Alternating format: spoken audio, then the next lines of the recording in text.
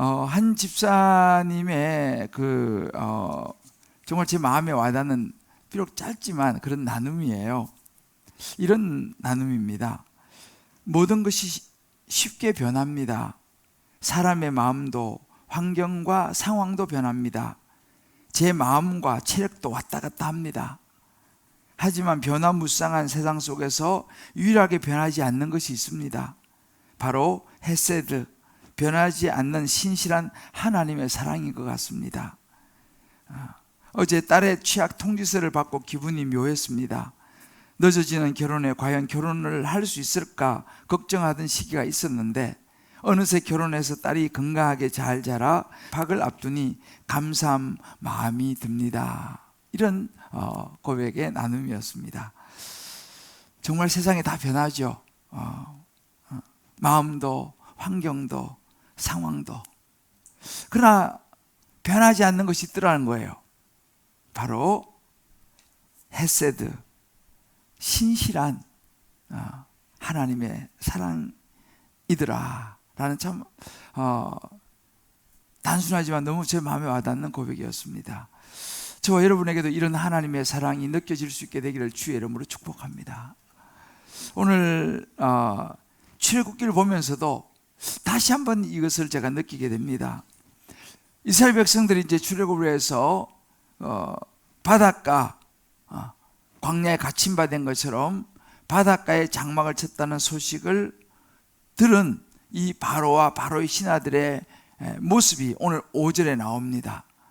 5절 말씀 보게 되면 그 백성이 도망하는 사실이 애굽 왕에게 알려지며 바로와 그의 신하들이 그 백성에 대하여 마음이 변하여, 마음이 변했어요. 우리가 어찌같이 이스라엘을 우리 섬겨서 놓아보냈는가? 우리가 무슨 정신으로 그들을 가게 했는가? 그것도 은근 폐물까지 주면서 나가라고 했는가? 마음이 변했어요. 하나님께서 말씀하신 대로 이 바로는 욕심이 다시 올라왔어요. 내려놓았던 욕심, 다시 욕심이 올라와요. 사람이 그러거든요. 올라오고, 그러니까 또 막 분노가 일어났습니다. 우리가 왜 그렇게 했지? 그러면서 병거를 갖추고, 지휘관들은 선발된 병거 600대. 당시 우리 왜 배너나 이런 거 보면은 막 그 마차 나오지 않습니까? 2명, 3명 타고 말이 끄는 그 강력한 군대입니다. 마차, 그 병거가 600대. 애굽의 모든 병거를 통원했습니다. 그리고 이스라엘 수만의 병사를 이끌고 이스라엘 자손의 뒤를 추격하기 시작해요. 마음이 변했어요. 그 욕심으로 인해서, 그 분노로 인해서 결국은 바로의 군대는 이제 좀 있으면 나옵니다만 영원히 바닷속에 수장이 되고 말죠. 자, 그러면 이스라엘 백성들은 어떻습니까? 이스라엘 백성들은요 400년 동안 노예 생활을 했습니다. 이제 노예로 모든 삶이 이미 익숙 정도가 정착이 되어버렸어요. 우리나라도요 36년 일제에 식민지로 살고 36년을 살았잖아요. 그런데 불구하고 그 36년을 살았음에도 불구하고 이 일제의 이 보이지 않는 이런저런 잔재들이 우리 많은 삶 속에 은근히 스며들어 있는 것을 우리가 보게 되잖아요.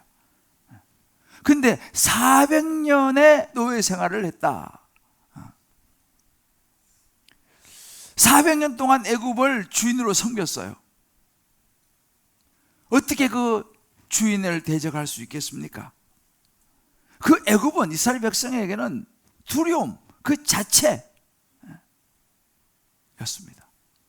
애굽 주인들만 생각해도 트라우마가 올라오는 그런 400년의 세월을 산 이스라엘 백성들이 과연 애굽으로부터 벗어날 수 있겠습니까? 마침내 애굽 군대가, 애굽의 이 전차대가, 이 병거가 이스라엘 백성을 따라잡아요. 200만을 끌고 가니 얼마나 천천히 가겠습니까? 또 뭐 가축들, 양들 몰고 가야 하니, 애들 데리고 가야 하니 뭐 1시간 걸어봐야 얼마나 걷겠습니까? 그런데 이 애굽의 병거 전차대는요, 시속이 한 4, 50km 정도 나오는 거예요. 그러니 뭐 이거 따라잡는 거는 우스운 거죠. 며칠만 따라잡아 버리는 거죠. 오늘 구절을 보게 되면 애굽 사람들과 바로의 말들, 병거들과 그 마병과 군대가 그들의 뒤를 따랐어요. 그래서 어디까지 갔냐? 바알스본 맞은편 비하히롯 곁 해변, 우리 지난번에 봤잖아, 그죠? 그 장막을 친 데까지 이미 애국 군대가 들이닥칩니다. 자, 그 다음 장면이 오늘 우리가 읽었던 장면이에요. 여러분, 이 수십만의 군대가 따라가니, 이 수만의 군대가 병거와 따라가니 지축이 흔들리지 않겠습니까? 멀리서부터 벌써 소리가 들리는 거죠. 야, 땅이 막 흔들립니다. 이게 무슨 소린가? 이 마차 소리부터 해가지고 말이죠. 수백 대 병거와 이 마병들이 말을 타고, 아마도 그 소리 자체가 우리 지진처럼 지축을 흔들었을 거예요. 공포로 다가왔겠죠. 그 소리는 이스라엘 백성들에게는 정말 두려운 소리였을 것입니다. 400년 동안 지배해왔던 소리 아니에요. 뭐 잘못하면 채찍으로 치든 그 트라우마가 아마 확 올라왔을 거예요. 아마 공황이 왔을지도 몰라요. 이제 우리 다 죽었다는 거지. 엄청난 그들에게 위기였어요. 그래서 이스라엘 자손들이요, 좀 있으면 나옵니다만은 부르짖습니다. 두려워하면서 부르짖어요. 자, 이 위기 앞에 선 이스라엘 백성들의 모습, 어찌 보면 우리도 살아가다가요 이런 위기를 만나지 않습니까? 지난주에 사면초가, 참 기가 막힌 상황. 자, 여기서 우리는 어떻게 반응할 것이냐, 이게 중요한 거죠. 이 반응이 우리의 미래라는 거예요. 지금 어떤 위기가 닥쳤을 때 이제 반응을 우리가 보지 않습니까? 이 반응이 우리의 미래라는 거예요. 우리의 내일이라는 거예요. 지금 내가 어떻게 반응하느냐, 그런 말 있죠. 믿음이 올 때, 사건이 올 때 믿음의 현주소가 드러난다, 이런 말 있지 않습니까? 큰 사면초가 위기가 닥쳤을 때 내가 어떻게 반응하냐에 따라 가지고 진짜 이제 내 믿음이 나타난다는 거죠. 나의 내일 미래가 결정된다는 것입니다. 이거 어떻게 반응할 것이냐. 지금 우리나라도 지금 이 상당히 위기 속에 있습니다. 어떻게 반응할 것이냐는 거예요. 어떻게 반응할 것이냐. 이런 고난, 이런 위기 앞에서 저와 여러분도 마찬가지입니다. 우리는 우리의 마음의 초점이 어디로 향하고 있느냐, 이걸 봐야 돼요. 우리 교회도 지금 상당히 위기입니다. 이번 주 이제 수요일 날 심의 결과까지 아니고 심의가 되어지고 아마 열흘 안에 결과가 아마 나온다고 그래요. 여러분, 각자 우리 개인의 삶 속에서 마찬가지죠. 이런저런 위기 앞에서 우리의 마음의 초점이 어디로 향하느냐는 것입니다. 인간적인 마음, 인간적인 생각, 누가 옳으냐, 누가 그러냐, 이것을 따지는 인간적인 마음, 생각에 초점을 맞추느냐, 아니면 구원에 초점을 맞추고 하나님의 뜻이 어디 있는가, 하나님의 구원이, 하나님의 구속이 어떤 방식으로 흘러가고 있는가, 영혼 구원을 생각하면서 하나님을 그래도 신뢰하면서 나아가는가. 위기 앞에서 우리의 선택해야 될 반응이에요. 자, 저는 오늘 이 위기 앞에서 선택할 반응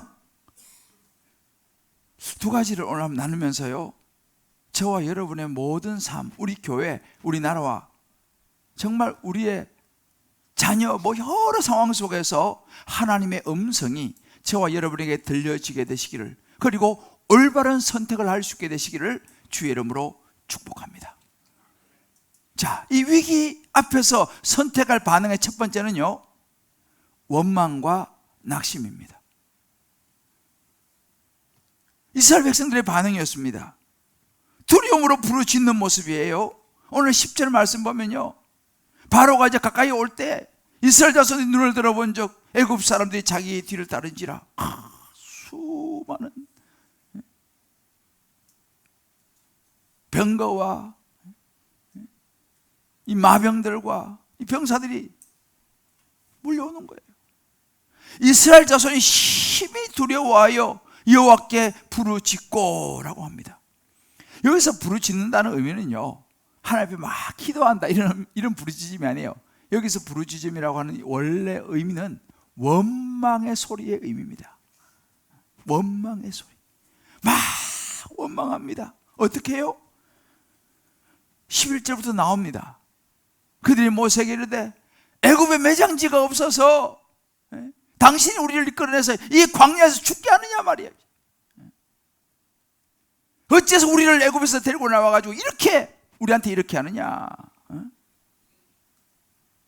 차라리 우리가 애굽 사람을 그냥 애굽에서 그냥 종으로 계속 섬기는 것이 이 광야에 죽는 것보다 차라리 낫다 하고 막 원망을 쏟아냅니다. 참 모세가 기가 막히겠죠. 우리 내 가만히 내버려 두지 왜 우리를 끌고 나와가지고 말이지 이 광야에 죽게 하고 말이야. 차라리 애굽의 종으로 사는 게 우리는 더 나은데 말이야. 막 원망과 두려움의 낙심을 막 쏟아냅니다. 자, 어찌 보면 저는 이해는 가요. 제가 백성이라 그래도 막 그런 마음이 올라올 것 같아요. 자, 눈앞에 보이는 현실 앞에서 왜 또 이런 일이, 왜 하필이면 올라옵니다. 여러분, 이거 한 가지 알아야 돼요. 우리가 위기에 처했을 때 사단은요, 우리의 마음과 우리의 감정을 공격합니다. 어떤 문제를 더 크게 확대를 시켜요. 그리고 두려움을 갖게 합니다. 그게 낫단 말이지. 부정적인 생각을 막 집어넣고 막 후회가 되는 생각, 죽겠다고 원망의 말을 막 쏟아내게 하는 거예요. 집단 막 패닉 현상이 나타나기도 합니다. 자, 이스라엘 백성이 지금 그런 모습이에요.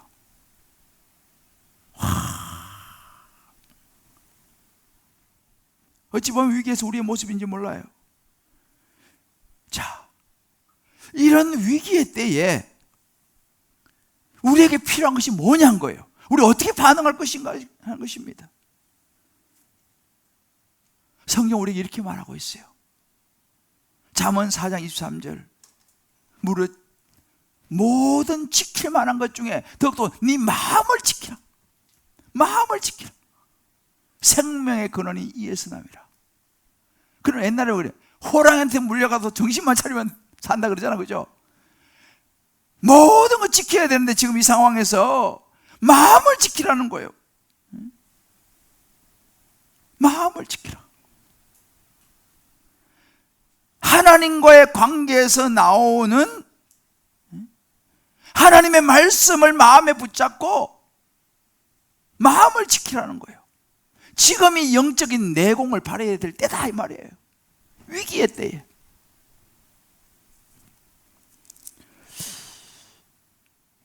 말씀으로 마음을 지키면서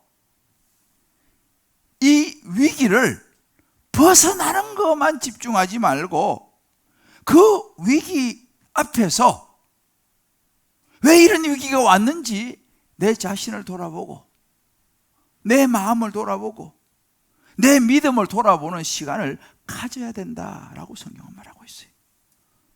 할렐루야. 그러면 그 위기가 기회가 된다는 이야기죠. 진짜 우리의 믿음이 필요한 때가 언제냐? 이럴 때입니다. 이런 위기가 왔을 때. 저는 말씀을 요즘 사무엘상을 묵상하면서 참 이 다윗에게 참 제가 은혜를 많이 받아요. 다윗이 완전한 사람 아니죠. 그러나 다윗은 지금 도망다니는, 계속 사울 왕 피해서 도망다니는 세월을 보내고 있는 요즘 우리가 보고 있어요. 그런데 이 다윗이 그일라에서 일어난 사건을 제가 묵상하면서, 다윗이 막 이제 정말 골리앗 쓰러뜨리고 목숨 걸고 나라를 지켰는데 사울의 시기 질투 때문에 이제 죽이려고 하니까 도망다니지 않습니까? 이제 아둘람 굴에 숨어 있었을 때예요. 아둘람 굴에 숨어 있는데 다윗에게 무슨 소리가 들리면 인근에 그 아둘람 굴에서 멀지 않은 그일라라고 하는 지역, 그일라 마을에 소식이 들려와요. 뭐냐면 블레셋 사람들이 이 그일라 주민들, 이 그일라 이 지역은요, 그 국경 지역이에요. 블레셋하고 국경 지역이라 아무래도 블레셋이 쳐들어와가지고 이게 약탈해가고 이런 게 상당히 쉬운 지역이에요. 그런데 가을에 농사 다 지어가지고 수확을 했는데, 이 블레셋이 와가지고 싹 그냥 약탈해 간다. 이 소식을 듣게 돼요, 다윗이.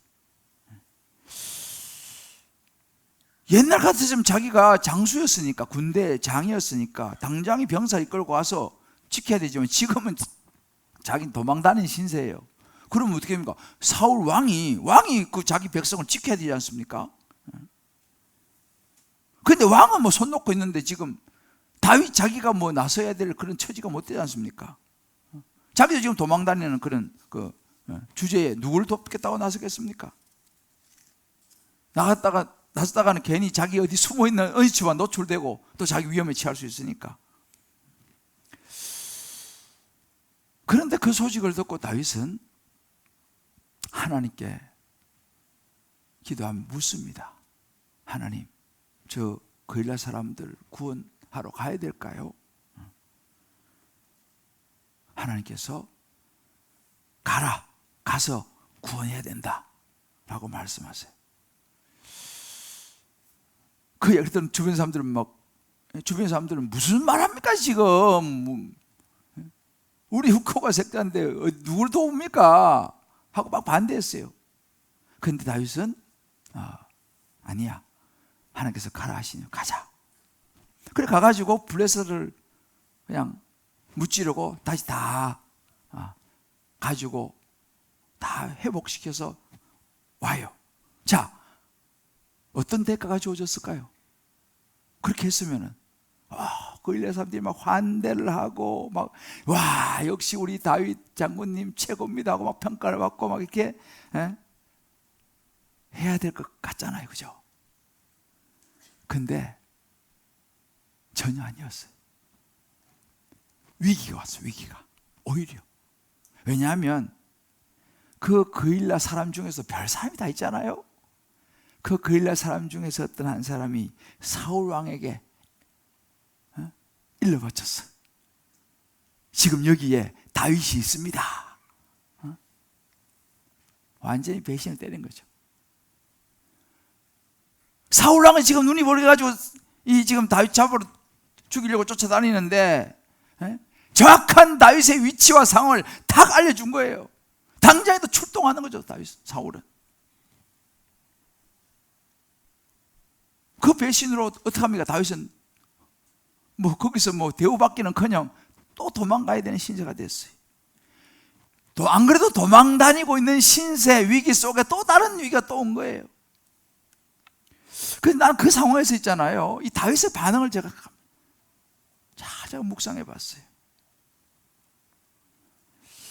이 배신한 이 그일라 그 사람들을 향해서 기분이 좋았겠습니까? 뭔가 한번 정말 어떻게 뭔가 해보고 싶은 마음이 들겠죠. 그에게는 그를 따르는 비록 비류하고 남루하고 이런 사람이 있지만 600명의 사람이 있었어요. 그런데 다윗이 조용히 도망을 가요. 그냥 조용히 도망을 갑니다. 저는 이걸 묵상하면서요, 야, 이 위기 앞에서 이런 행동이 가능할까?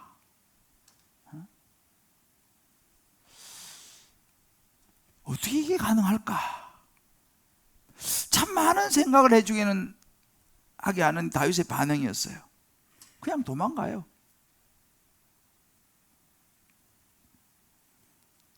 다윗은 그 중심에 하나님의 마음이 있었어요. 하나님을 신뢰하는 마음이 있었어요. 다시 말하면 그 위기 앞에서 하나님 말씀으로 자기 마음을 지킨 거죠. 그걸 하나님 뜻으로 받아들이는 거예요.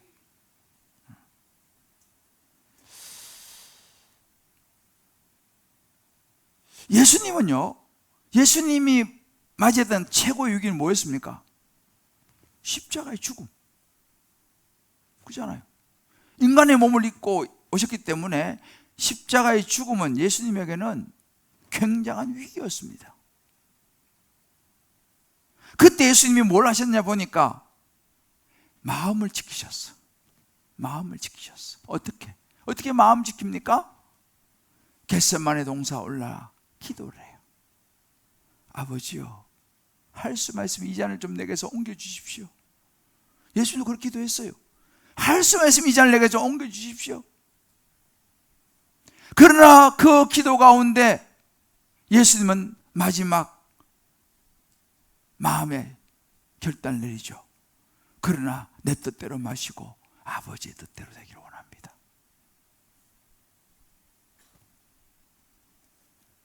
그 중심에 하나님의 말씀을 붙들고 마음을 지키는 거예요. 원망과 낙심과 좌절이 예수님께도 몰려왔어요. 주여 내가 죽게 되었나이다. 그렇게 기도하시잖아요. 그러니까 우리가 살면서 위기 앞에서 낙심이 몰려오고 좌절이 몰려오는 이 자체는 이상한 생각 없어요. 왜? 인간이니까, 사람이니까. 그런 마음이 드는 것이 어쩌면 정상이죠.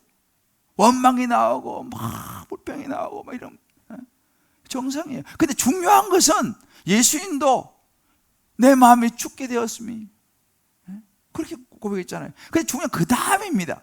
자, 그런 위기 앞에서 예수님은 하나님 앞에서 목숨을 내놓아야 되는, 그것도 저주스럽게 십자가에서 달려 죽어야 되는 이 위기 앞에서 예수님은 기도하면서 하나님 말씀을 붙들고 아버지 뜻대로 되기를 원합니다. 자기 마음을 지킨 거 아니에요. 다윗이 그런 상황 속에서 하나님 말씀을 붙들고 자기 마음을 추스린 거 아니에요.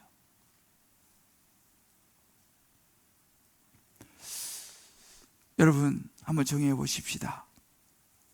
사면 초가의 절망 앞에서 어떤 반응을 저와 여러분은 보이십니까?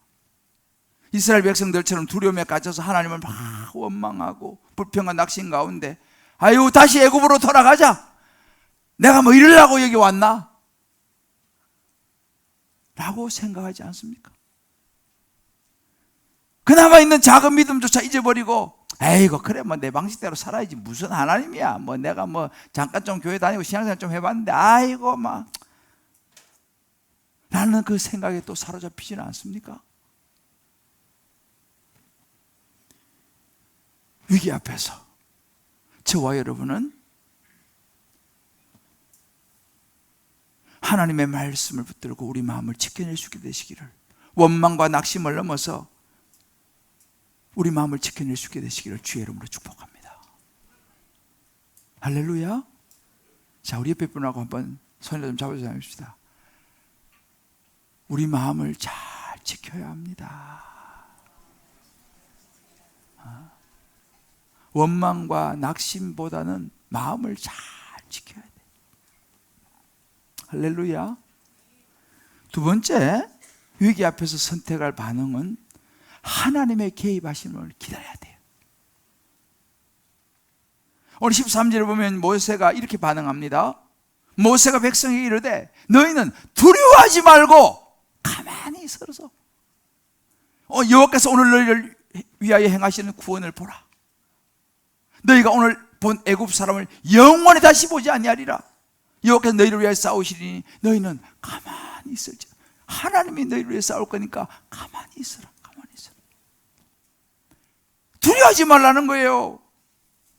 그 분위기에 휩싸여가지고 무너지지 말라는 거예요. 문제가 없어서가 아니에요. 애국 군대가 지금 오고 있다니까요. 문제가 사라진 게 아니에요. 애국 군대가 지금 오고 있어요. 수많은 병사와 마병과 전차가요 몰려오고 있어요. 공항이 올 정도예요. 지금 두려움이요. 하나님이 계시니까 두려워하지 말고 좀 가만히 있어라. 여러분, 믿음이 뭐냐 하면요, 하나님이 나와 함께 하신다는 것을 생각하고 붙잡는 게 이게 믿음이에요. 외양적으로 보면 이 이집트 군대가 엄청 정말 위험하죠. 뭐라도 해야 될 것 같아. 그죠? 뭐라도 해야 될 것 같아. 뭐 도망을 치든지 아니면 막 안 되더라도 막 한번 싸워서 뭐 하든지 뭐라도 해야 될 것 같아요.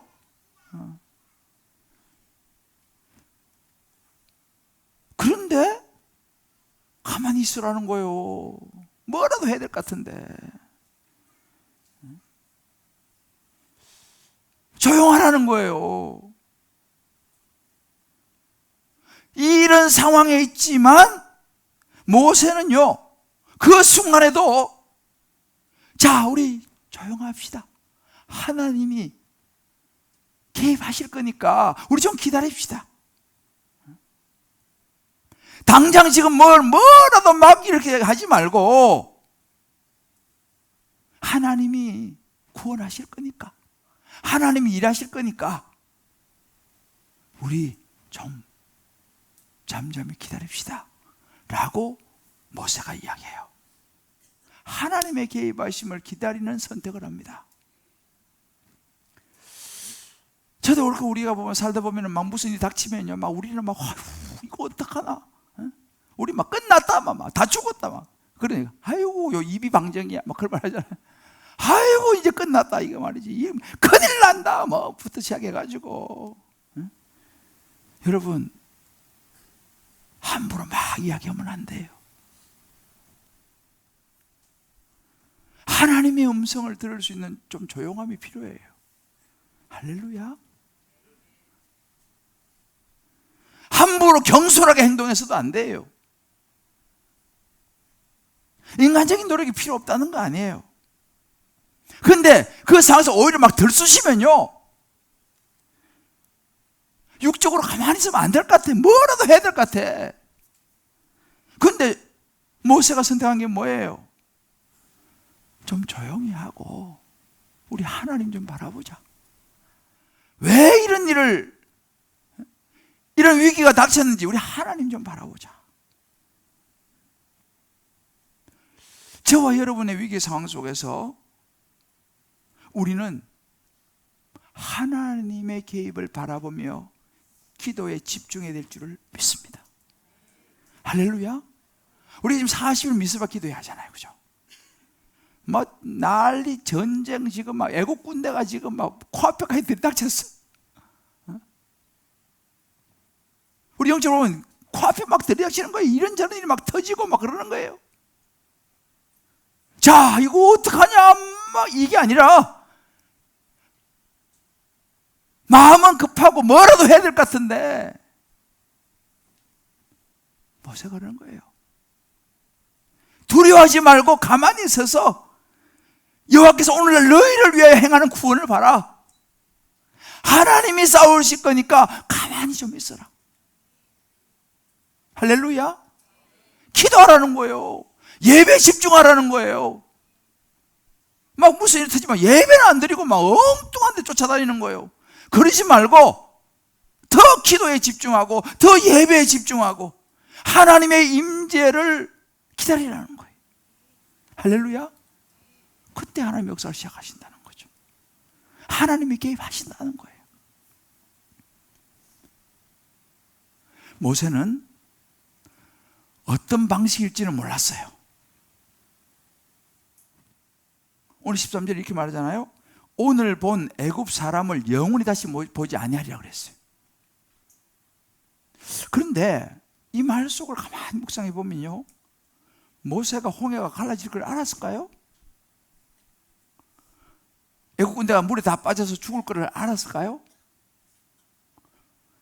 성경을 보면 아직은 하나님께서 말씀하지 않았어요. 모세는 몰라요. 아직까지도 홍해가 갈라질지 모세는 몰라요. 왜? 아직 말씀 안 했어요. 이제 순서 나오지 않습니까? 그럼에도 불구하고 모세는요, 하나님께서 뭔가 하실 것이라는 것을 믿었어요. 오늘 본 애굽 사람을 영원히 다시 보지 아니하리라 딱 선포하는 거 아니에요. 이게 믿음이에요. 눈에 나타나지 않았어요. 어떻게 될지 몰라요.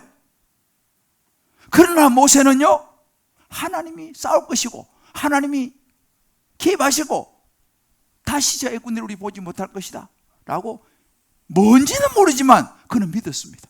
여러분, 히브리서 11장 1절에 말합니다. 믿음이 뭐예요? 바라는 것들의 실상이고 보이지 않는 것의 증거라 그랬어요. 선진들이 이로써 증거를 얻었습니다. 이제 우리 나오지 않습니까? 모세가 홍해 갈라지는 것이 저와 여러분의 신앙생활, 우리 믿음의 증거가 되는 줄을 믿습니다. 선진들이 이로써 증거, 우리도 이제 이거 보고 증거를 얻는 거예요. 그러니까 우리 이런 상황 속에서도 그래 하나님이 하실 거예요. 내가 할 게 아니라 지금은 잠잠히 기도하고 하나님이 어떻게 하시냐 보자. 히브리 11장 27절에 이렇게 말합니다. 이 모세 이야기예요.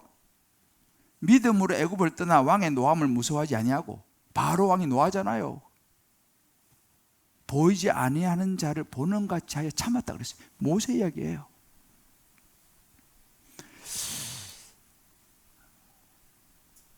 여러분, 저와 여러분은요, 어떤 위기 상황 속에서 하나님의 나침반을 봐야 돼요. 흔들리고 막 이래도 다 북쪽을 가르치잖아요. 하나님이 책임지실 거다. 하나님께서 일하실 것이다. 저와 여러분은 믿음으로 생각하고 믿음으로 말하고 믿음으로 행동할 수 있게 되시기를 주의 이름으로 축복합니다.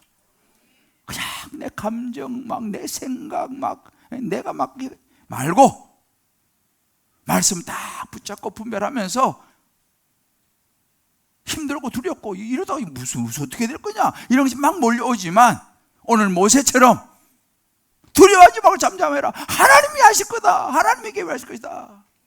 하나님이 책임질 것이다. 이 믿음을 저와 여러분이 흔들리지만 북쪽으로 가르치는 하나님의 나침반처럼 붙잡을 수 있게 되시기를 주의 이름으로 축복합니다. 근데 이게 쉽지는 않아요. 사실 저도 막 불안하고 두렵고 막 그래요. 근데 제가 이 말씀 묵상하면서 요즘 저는요, 이 출애굽기가 참 기가 막혀요. 야, 어떻게 그냥 지금 이 작년 여름에 지금 1년 반 전에 제가 이거를 이렇게 플랜을 짜놨는데 이 대목에서 이 설교를 내가 하게 될지 누가 알았어요? 저는 설교 준비하면서요, 제가 이 말씀을 막 붙잡아요. 와, 그렇구나. 모세가 그렇구나. 하나님의 계획하심을 모세가 기다리는구나. 나도 그래야겠구나. 이사야 41장 11절 이런 구절이 있어요. 보라, 내게 노하던 자들이 수치와 욕을 당할 것이요, 우리에게 노하던 자들, 분노하던 자들 수치와 욕을 당할 것이요, 너와 다투는 자들이 아무것도 아닌 것 같이 될 것이며, 할렐루야. 너와 다투는 자들이 아무것도 아닌 것 같이 될 것이며 멸망할 것이라. 하나님께서요, 이스라엘 백성들에게 이 이사야 선지자를 통해서 회복을 말씀하시는 거예요. 지금 이스라엘 백성들은 기가 막힌 위기의 상황입니다. 바벨론 포로 나라가 멸망하는 여러 상황 속에서 하나님께서 말씀하시는 거예요. 보라, 내게 노하던 자들, 내게 분노하던 자들 수치와 욕을 당하게 될 것이고, 너와 다투는 자들은 아무것도 아닌 것처럼 될 것이다. 할렐루야.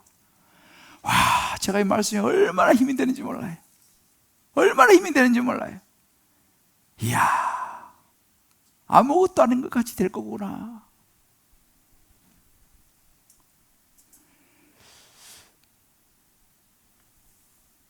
하나님 이렇게 말씀하세요. 출애굽기 14장 15절에 보면 여호와께서 모세에게 이르시되 너는 어찌하여 내게 부르짖느냐. 이스라엘 자손에게 명령하여 앞으로 나아가게 하라. 앞으로 나아가게, 일어서서 앞으로 나아가게 하라. 앞에 지금 바다예요, 바다.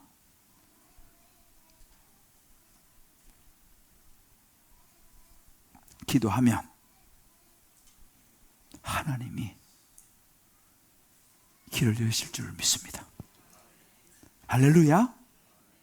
그 세상 사람들은 얼마나 불안하겠어요. 이 하나님이 없으니까. 이 하나님 모르는 사람들은 참 불안할 것 같아, 힘들 것 같아. 그래서 우리가 열심히 전도해야 돼요. 이 하나님을 알게 도와줘야 돼요.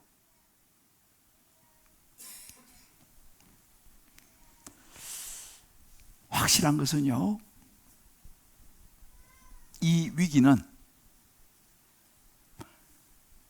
모세의 믿음을 보게 해줄 것입니다. 이 위기는 하나님의 능력을 보게 해줄 줄 믿습니다. 할렐루야. 우리 한번 적용해 보세요. 나를 잘 아시고 빚어가시며 늘 함께 하신다고 약속하신 하나님에 대한 신뢰, 나는 어느 정도인가? 늘 보호하시고 빚어가시고 함께 하신다고 하신 하나님의 약속. 자, 두려워하지 말고 잠잠히 가만히 있으라. 내가 너희를 위해 싸울 것이다 라고 말씀하신 하나님을 우리는 얼마나 신뢰하느냐라는 거예요. 아니 내가 막 그냥 그러느냐. 무슨 일이든지 그냥 하시는 게 없으신 하나님을 믿음으로 붙들고, 물론 잠시 흔들리죠. 저도 흔들려요. 그러나 결국은 진북 북쪽을 가르치는 나침반처럼 하나님께서 책임지실, 하나님을 신뢰함으로 기다리고 믿음으로 말하고, 말도 믿음으로 말해야 돼요. 아무 말하면 안 돼요. 감정으로 휩쓸리면 안 돼요. 내 생각 옳고 그름으로 휩쓸리면 안 돼요. 하나님의 말씀을 따라 믿음으로 말하고 믿음으로 행동할 수 있습니까?